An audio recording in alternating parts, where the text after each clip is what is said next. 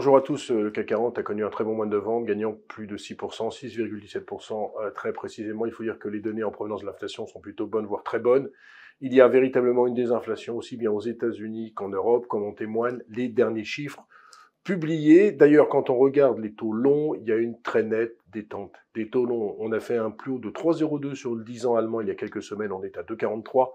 On a fait un plus haut de 5,02 il y a quelques semaines sur le 10 ans américain. On est à 4,33, donc on a vraiment une nette détente des taux longs. Et selon toute vraisemblance, il devrait y avoir dès 2024 des baisses de taux courts, des politiques monétaires beaucoup plus accommodantes. Et tout ça, mécaniquement, va devoir faire remonter les indices et surtout va permettre à la liquidité de revenir. Il y a de plus en plus de gérants en ce moment qui reviennent petit à petit sur les actions. Il y a eu notamment une séance jeudi à plus de 6 milliards d'euros sur les actions en séance. Donc ça veut dire qu'il y a un petit peu d'argent qui revient. C'est plutôt une très bonne nouvelle parce que 2023 n'avait pas été une bonne année du tout pour les fonds actions qui avaient connu pas mal de décollectes, alors que, à contrario, les fonds monétaires et surtout les fonds obligataires avaient connu de la collecte. Donc c'est bien tout ce qui devrait se passer en 2024, de sorte que d'ici la fin de l'année, sauf très mauvaise nouvelle de la part des réunions des banques centrales, les marchés devraient continuer à être assez bien soutenus. Il y a bien évidemment la grande problématique du Proche-Orient avec un Iran qui reviendrait dans la guerre, mais pour l'instant, on n'en est pas encore là. Donc il faut souligner la très belle performance du CAC 40 sur le mois de novembre. Par contre, du côté des sociétés, il y a eu pas mal de déceptions, notamment du côté d'Orpea, avec une énorme augmentation de capital, de sorte que le titre a perdu 98%.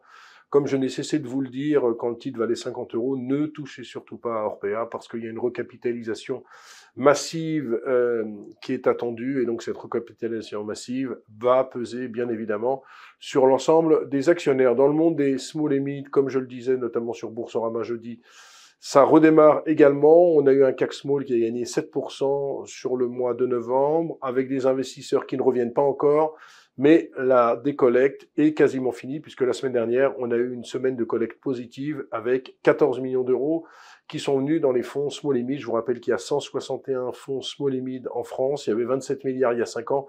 Il n'y a plus que 13 à 14 milliards, mais on sent vraiment qu'il y a quand même de l'appétit. J'ai eu pas mal de rendez-vous gérants cette semaine. Et des rendez-vous où les gérants me disaient qu'ils commençaient à investir, notamment sur des sociétés comme Exaom, des sociétés comme Precia, des sociétés comme Fontaine-Pajot. Bref, il y a pas mal de sociétés qui devraient connaître une revalorisation en 2024. À noter que le marché action est toujours bien orienté avec pas mal de valeurs qui sont à leur plus haut historique. Notons Safran, Air Liquide ou encore Vinci. Voilà, on se retrouve la semaine prochaine. D'ici là, très bonne semaine et très bon week-end à tous. Merci beaucoup d'avoir regardé cette vidéo.